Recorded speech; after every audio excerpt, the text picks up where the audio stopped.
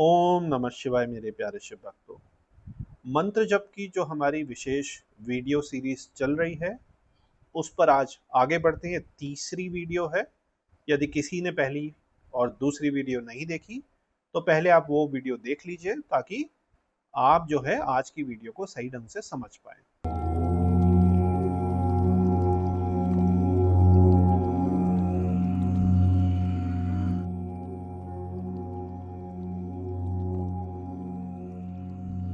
अब हम जपों के जो आपका नया प्रश्न आया है, जपों के प्रयोजन को हम समझते हैं कि भाई आप जप तो कर रहे हैं, अब जप ऐसे ही तो नहीं करोगे। आप नाम जप है और मंत्र जप तो और भी ज्यादा स्पेशल हो गया, तो उसका कुछ ना कुछ आपका प्रयोजन होगा। अब हम बात करते हैं जप के प्रयोजन के आधार की। अब देखिए, आप नाम जप कर रहे हैं या मंत्र जप कर रहे हैं। मंत्र जप में तो और भी ज्यादा इंपॉर्टेंट हो गया। इसका प्रयोजन होगा भाई, आप ऐसे ही तो नाम जप या मंत्र जप नहीं करेंगे। आपकी कुछ डिजायर होगी, कुछ मैनिफेस्टेशन होंगी, कुछ ना कुछ तो होगा ना जिससे आप संकल्प लेके शुरू करेंगे।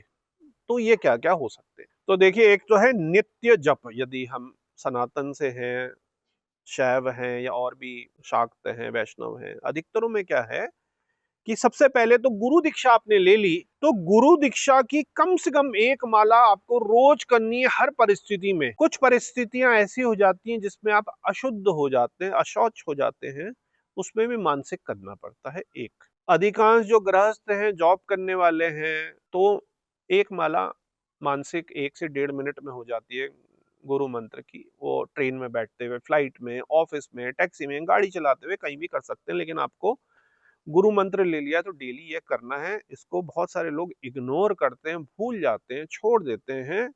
तो वो आपको याद रखनी बहुत ही प्रबल चीज है, क्योंकि डेली टू डेली बेसिस पे वो आपको एक बैटरी की तरह रिचार्ज करता है गुरु मंत्र।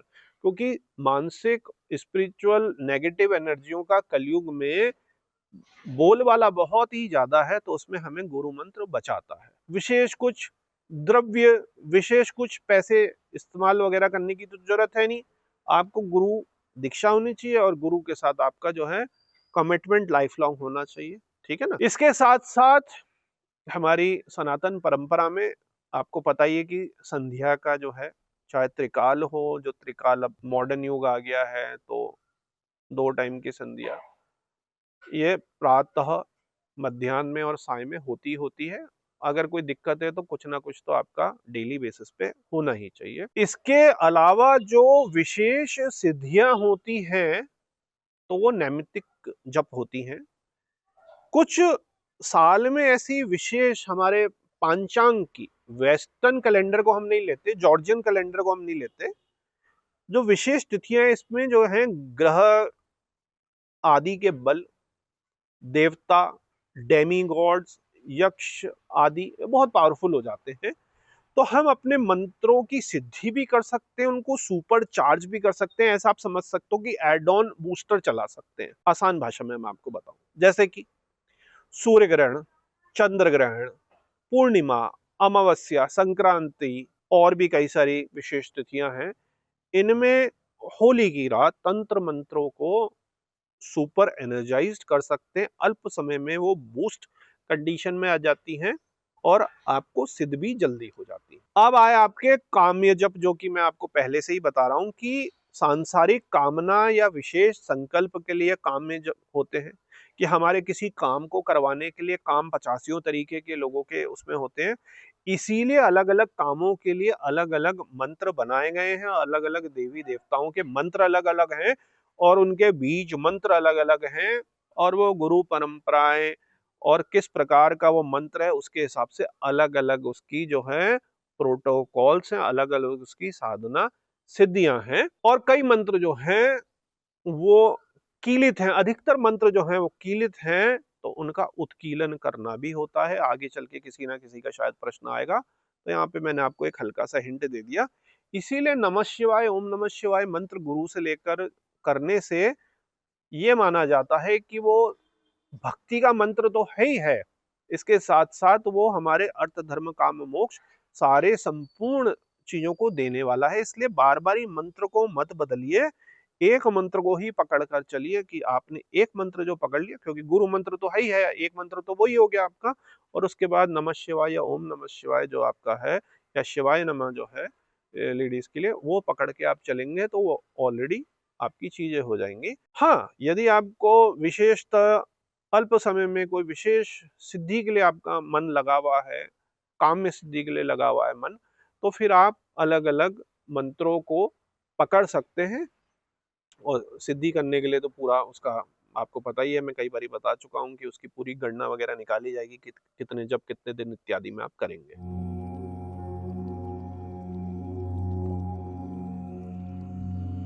अब ये थोड़ा सा कॉम्प्लिकेटेड प्रश्न है कि अजपा जप है क्या। तो अजपा जप तो मैंने आपको बता दिया कि ऐसा जप जिसको जपना ही ना पड़े और बिना जपे जपते रहे वो। तो इसको थोड़ा सा हम आपको समझाते हैं कि सामान्यता क्या होता है कि एक साधक जप करता है, चाहे वो बोल के करे, जोर से फुसफुसा के करे, या मानसिक करे, या रेचक कुंभक लगाकर प्राणायाम के द्वारा करे, उसमें एफर्ट तो लग रहे हैं, ये तो आप मानते हैं। अजपा जो है हमारी सांस के साथ चलता है। कैसे चलता है कि हमने ली, सो छोड़ी तो हम, सो हम, ये नेचुरल हर एक की बॉडी में चलता है, पता नहीं चलता, सो हम। और इसका गुप्त विपरीत कब हो जाता है, हम सा। सो हम का विपरीत हो जाता है हम सा। अब ये बड़ी ही डिटेल चर्चा है कि कभी हम करेंगे इस पे बात। एक किताब में हमने इसका उल्लेख करा है, हमारी जो मेडिटेशन की किताब है, जिसमें हमने अपने जीवन की 5 मेडिटेशन और अपनी कुछ बचपन में जब जब हमने वो साधनाएं करी थी उसकी स्टोरीज डाली है रियल। तो सोहम, और कई बार रिवर्स में हमसा, हमसा कब यूज करना पड़ जाता है, अगर किसी को जानकारी लेनी है तो थोड़ा लंबा वो है, आप ले सकते हैं। तो श्वास में हम और प्रश्वास में छोड़ते हुए सा, तो इसी को हंस या सोहम मंत्र भी कहते हैं। तो हर जीव जो है उसको भगवान ने पहले से ही व्यवस्था ऐसी बना के दी गई है कि वो अजपा जो है 21,600 बारी चलता रहता है। हमारी सांस रुक गई तो ये जप जो है हमारी जिंदगी का साधना सिद्धि सब कुछ छूट जाएगा, हम मृत हो जाएंगे। तो देखिए क्या एक अनोखा, क्या कहते हैं, हमारे को मैकेनिज्म बना के भेजा है। अब अजपा भी जो है दो प्रकार के हैं। एक है व्यक्त अजपा, जो ध्वनि और प्रकाश की उससे प्रकट होता है जब हम सोहम कर रहे हैं। और गुप्त अजपा जो है वो है हंस का उल्टा रहस्य, मतलब कि शिव और शक्ति का मिलन। तो इसको इस प्रकार से हम लेकर चलते हैं। तो तंत्र परंपरा में, मंत्र परंपरा में सोहम और हमसा जो है दोनों का ही प्रयोग होता है। तो मेरे प्यारे शिव भक्तों, जो हमारा अजपा जप है, हमसा और सोहम है, वो आपको क्लियर हो गया। फिर से याद दिला दूं कि ह जो है, हम जो है वो शिव स्वरूप है, और स जो है वो शक्ति स्वरूप है। और कई मान्यताओं में, कई तंत्र और योगिक मान्यताओं में इसी अजपा मंत्र को कुंडलिनी यात्रा से भी जो है अटैच माना जाता है, और इसी मंत्र के द्वारा कुंडलिनी साधना भी करी जाती है। लेकिन मेरे प्यारे शिव भक्तों, यहीं पर आपको यह भी याद रखना है कि अजपा और सोहम और हमसा है, इसको पूर्णतः कुंडलिनी जागरण करने के लिए आपको जो है गुरु के मार्गदर्शन की जरूरत है। केवल किताब के पढ़ लेने से या केवल सुन लेने से आपको उसमें कैसे प्रैक्टिस करनी है, कैसी साधना करनी है, वो क्लियर नहीं हो सकती।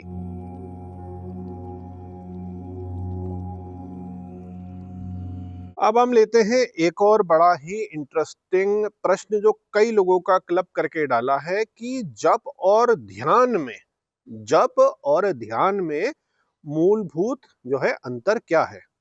तो कई बारी लोग क्या करते हैं, ध्यान भी एक ही चीज है, जप भी एक ही चीज है, ऐसा समझ लेते हैं। यहाँ तक कि लोग तो ध्यान को फोकस, कंसंट्रेशन भी एक ही समझ लेते हैं, लेकिन ध्यान, फोकस, कंसंट्रेशन, ये सारी चीजें अलग अलग हैं। अभी हम फोकस करते हैं जप और ध्यान के अंतर पर। होता क्या है कि जब आप शुरू करते हैं, किसी भी प्रकार का जप आप करें, और जब आपका शरीर, आपका मन अपने इष्ट पर, अपने मंत्र की शक्ति पर लग जाता है, जिसको आप और डिटेल में बाद में समझेंगे, तो ध्यान की अवस्था हो जाती है। जब हम नाम जप करते हैं और नाम जप करते करते हम विलीन हो जाते हैं, तो वो क्या बन जाता है? ध्यान बन जाता है। इसी प्रकार जो हम जप कर रहे हैं, धीरे धीरे जब फोर्सफुली हटकर सहज हो जाता है, तो हमारा ध्यान लगना शुरू हो जाता है। इसी प्रकार त्राटक में भी आप तो फोर्सफुली करते हैं त्राटक, लेकिन फोर्सफुली त्राटक होते होते आपकी प्रैक्टिस इतनी हो जाती है कि जो फोर्स आप लगाते हैं वो बड़ा न्यूनतम हो जाता है बाद में, और आगे चल के आप अंतर ध्यान त्राटक में चले जाते, तो भी आपका ध्यान बहुत गहरा लगने लगता है। तो यहां पर आप समझे कि जप की जो स्थिति है, जब जो अच्छा आपका रिदमिक जप चल रहा है, मन लग के आपका जो है जप चल रहा है, तो वही जप की जो अवस्था है, वो ध्यान की अवस्था में कन्वर्ट हो जाती है। ये बाकी साधनाओं के साथ भी है।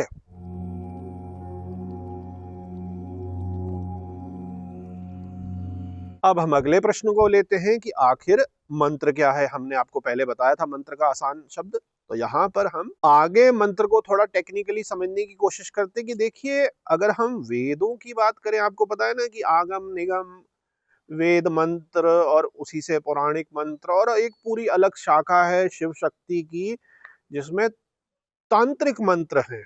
अधिकांश संसार में तो तांत्रिक मंत्र ही काफी ज्यादा चल रहे हैं, तो उसके हिसाब से भी मंत्र हैं। और जो गोरक्षनाथ जी हैं, उन्होंने लोगों के जन कल्याण के लिए, क्योंकि संस्कृत और वेद के मंत्र हर कोई कह नहीं सकता था और मुश्किल जो था उसका उच्चारण करना था, तो शाबर मंत्रों की करी, ताकि जो किसी भी प्रकार के साधक हों, उनको कोई यदि कष्ट इत्यादि है, तो एक साबर मंत्रों का भी पूरा का पूरा जो है अपना एक पद्धति है। तो हम आते हैं वापस वेदों पर। तो वेदों में क्या है कि 4 वेद हैं, ऋग्वेद, अथर्ववेद, यजुर्वेद और सामवेद। और हर वेद को जो है मोटा मोटी 2 भागों में जो है बांटा गया है, 2 पार्टों में ब्रेक करा गया है। एक है मंत्र संहिता और एक है ब्राह्मण ग्रंथ। अब इसमें क्या कहते हैं कि मंत्र और जो हमारे ब्राह्मण ग्रंथ है वो मिलकर ही वेद बनाते हैं। इसको आप आसानी से क्या समझ सकते हैं कि जो संहिता है वो एक तरीके से मंत्रों का संकलन है, और जो ब्राह्मण ग्रंथ है वो मंत्रों के गूढ़ रहस्य को समझाते हैं, क्योंकि वो तो बड़े कॉम्पैक्ट और मल्टी लेयर में छुपे हुए हैं। तो उसका अर्थ कौन खोलेगा? अगर अर्थ नहीं खुलेगा तो वो फिर समझ कैसे आएगा? जब समझ नहीं आएगा तो मंत्रों की सिद्धि कैसे होगी? तो यहाँ पर मंत्रों की जो मूल परिभाषा है, ये मैंने आपको बताई, इसी को आगे बढ़ाते हैं हम। अलग अलग मतों के अनुसार अलग अलग जो है उनकी डेफिनेशन या उनको समझाने की कोशिश करी गई है। जैसे कि यासक कहते हैं कि मंत्र मननात्, मतलब कि जिससे मनन चिंतन हो वही मंत्र है। कि हम एक मनन की स्थिति में चले गए, चिंतन की स्थिति में चले गए, तो वो मंत्र है। कि जब हम ऐसा डीप थॉट में जा रहे हैं तो वो मंत्र है। इसी तरीके से ये भी माना जाता है कि जो मनन करने पर साधक को संसार के बंधनों से मुक्त कर दे, वो जो है वो मंत्र है। अब संसार के बंधन क्या है? ये जिससे हम चीजों में अटैच रहते हैं, घृणा है, द्वेष है, ईर्ष्या है, लालच है, मोह है, माया है, तो इन चीजों में हम फंसे हैं। इनसे हमें कोई बाहर निकाल दे, ब्रह्म ज्ञान की तरफ ले जाए, तो वो भी मंत्र है। इसी तरीके से मंत्र वो भी है जो पापों से रक्षा करे, हमारे जो पाप कर्म है उनको कम करे, उनको काट दे, स्वर्गीय सुख दे, जो स्वर्ग में मिलने वाले सुख हैं, चाहे तो स्वर्ग ले जाकर हमारे को सुख दे, अच्छे कर्म करा के स्वर्गों के सुख दे, या धरती पर हमें स्वर्गों के अनेक प्रकार के सुख दे, मोक्ष प्रदान करे, और जो हमारे पुरुषार्थ है उसकी सिद्धि करे, अर्थ धर्म काम मोक्ष। तो ये भी मंत्र हैं। तो अलग अलग गुरुओं के द्वारा, अलग अलग ऋषियों के द्वारा, अलग अलग तंत्राचार्यों के द्वारा मंत्रों की अलग अलग डेफिनेशन है, लेकिन अधिकांश रूप में आप यही समझे कि मंत्र या तो हमें भक्ति और मोक्ष की तरफ ले जाते हैं, इष्ट की तरफ ले जाते हैं, या हमारे जो चारों पुरुषार्थ हैं उनकी प्राप्ति में फायदा कराते हैं, या हमारे को जो अनेक प्रकार के ऐश्वर्य हैं, सुख हैं, जो स्वर्ग के सुख हैं, वो हमारे को प्रदान करते हैं। तो अलग अलग हमारे ये मंत्रों की पावर है। अब मेरे प्यारे शिव भक्तों, थोड़ा सा और डीप चलते हैं। मंत्रों के थोड़े से दार्शनिक अर्थों को अलग अलग स्कूल ऑफ तंत्रा है, स्कूल ऑफ फिलॉसफी है, school of Sadhana and practice है, ऐसा हम कह सकते हैं मॉडर्न भाषा में। उन पद्धतियों को हल्का सा टच करने की कोशिश करते हैं। तो मंत्र, आप ये समझिए कि मंत्र जो है केवल शब्द नहीं है, मंत्र एक कॉन्शियसनेस, एक चेतना है। सबसे बड़ी गलती यहीं पर ही जो है साधना सिद्धि में हो जाती है कि हम तो उच्चारण कर रहे हैं और उसमें हमने ना तो मंत्रों का न्यास करा, ना मंत्रों की भूषिद्धि करी, ना मंत्रों को के मातृकाओं की पूजा करी, ना मंत्र के मातृकाओं को अपने शरीर में बैठाया, जो कि शिव के तंत्र पथ में बहुत ही ज्यादा इंपॉर्टेंट है। अंदर और बाहर के अपने पॉइंटों पर बैठाया नहीं, तो वो अनकॉन्शियस, या कह सकते हैं बॉडी बॉडी है विदाउट एनी सोल, या एक बैटरी है विदाउट एनी चार्जिंग, तो फिर मंत्र काम नहीं करते इस प्रकार से। आपको समझना क्या है कि जो शब्द और ध्वनि है वो मंत्र का शरीर है, मतलब कि मंत्र जो चल रहा है वो शब्द या ध्वनि के चल रहा है, और जो मंत्र का असली तत्व है वो क्या है, उसका चेतना भाव है, उसका चेतना का भाव है।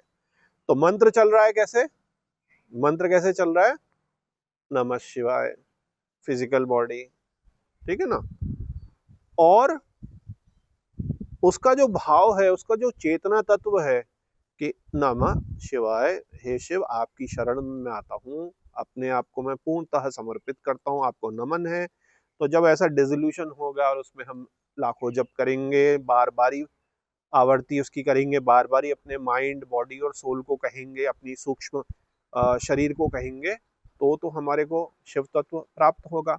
तो दोनों चीज आप समझ गए, मंत्र की एक बॉडी है और मंत्र का एक भाव और तत्व है। अब यदि कश्मीर शैव दर्शन में हम शिव सूत्र को देखें तो कई जगह बताया गया है कि जो चित्त है वही मंत्र है, मतलब चित्त की जो उच्चतम चेतना है, जब हमारा चित्त जो है उच्च चेतना में हो जाता है तो वो भी मंत्र बन जाता है।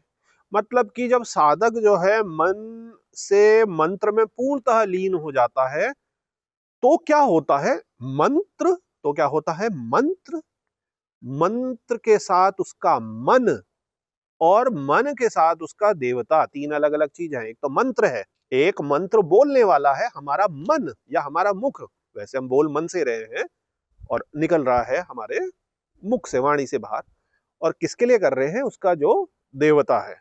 तो मंत्र, मन और देवता जब एक हो जाते हैं, एकार सार हो जाते हैं, सिनर्जी हो जाती है, एक ही बन जाते हैं, उनमें कोई भेदभाव नहीं रहता, तो ही जो है मंत्र जो है सिद्ध होता है। अब इसमें यदि हम तंत्रों की और डिटेल स्थिति देखें, जैसे हम वामकेश्वर तंत्र की दृष्टिकोण देखें, तो समस्त सृष्टि का जो मूल शब्द है ब्रह्मनाद है, ये तो आपको पता ही है, ब्रह्मनाद ओम, जिससे जो है मन बुद्धि चित्त और अहंकार उत्पन्न होते हैं। हमारे भारतीय दर्शन में, भारतीय तंत्र में, फिलॉसफी में, सनातन में केवल ब्रेन नहीं है या माइंड नहीं है, ये चार पार्टों में, तत्वों में बटा है। और जब मन बुद्धि चित्त और अहंकार पे एक तरीके से कंट्रोल आता है ईश्वरीय कृपा से, जब हम उसका बार बार नाम लेते हैं, उस मंत्र का या नाम जप का नाम लेते हैं, और जब साधक अपनी मंत्र या नाम जप की साधना द्वारा इन चारों को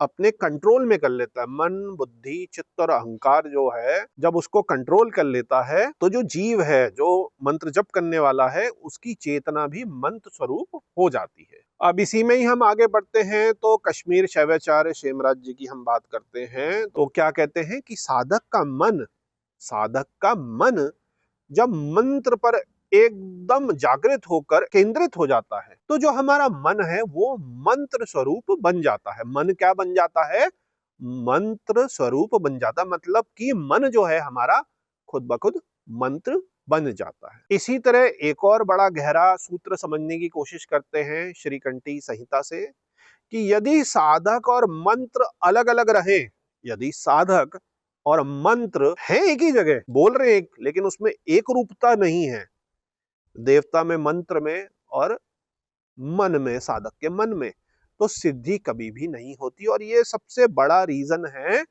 सिद्धियों का सिद्ध ना होना, सिद्धियों का सिद्ध ना हो। इसी तरीके से स्पंद कारिका को आप देखें तो उसका मूल आप एक ये भी समझेंगे कि साधक का जो चित्त है मंत्र के साथ जब जुड़ जाता है, अटैच हो जाता है, उसके साथ बह जाता है, उसके साथ मिल जाता है, उसके साथ लय उसका योग हो जाता है, तो वो जो है साधक शिव स्वरूप हो जाता है।